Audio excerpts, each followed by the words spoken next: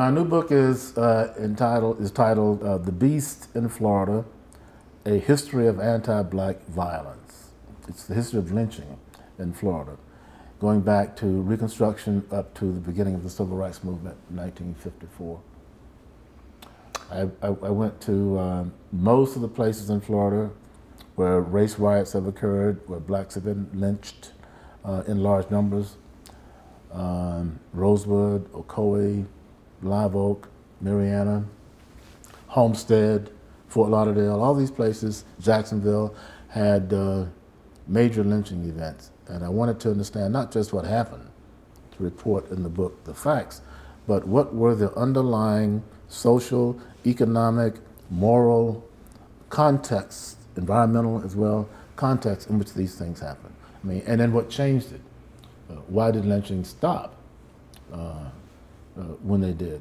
So not just reporting on the events, but on the why these things happen. I mean, there were white men in the 1920s and 1930s who could hang a black man on a Saturday night, castrate him, put his testicles in a jar of vinegar, and go to church the next morning with a clear conscience. How do you get to do that? What does it take to have a person feel that, yeah, we should have done what we did. I'm okay with God. I participated in a lynching last night. Why did that change? Well, why did it begin in the first place? What motivated people to do these things? Why were blacks lynched in Florida and in the South in general? And then why did it stop? And it has stopped, despite Trayvon Martin. I've read comparisons of Trayvon Martin to Emmett Till, the young black boy of about 15 who in Mississippi back in the early 1960s was lynched by whites because he made a pass at a white woman. Trayvon Martin was not a lynching. It was a murder that the person who committed it managed to get away with it, but it was not a lynching. A lynching requires by definition, certain requirements. And for lynching, for an event to be considered a lynching, you have to have a dead body. It must have been done by 2 or more people. It must be extra legal, outside of the law, and the motive must be race or honor or revenge.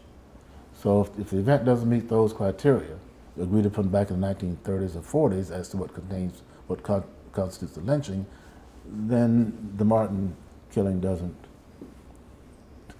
was not a lynching by that definition. It is astonishing to me sometimes when I see photographs of some lynchings, the number of people that are watching. Lynchings up until the 1934 lynching of Claude Neal in Marianna, Florida, which was covered around the world. Lynchings were based with public events, like a circus. The Neal lynching was announced in the newspapers the day before it happened. Everybody knew it was going to happen, which is why it outraged the country so much. But yeah, I've seen photographs of little children looking up at mutilated, charred bodies, smiling.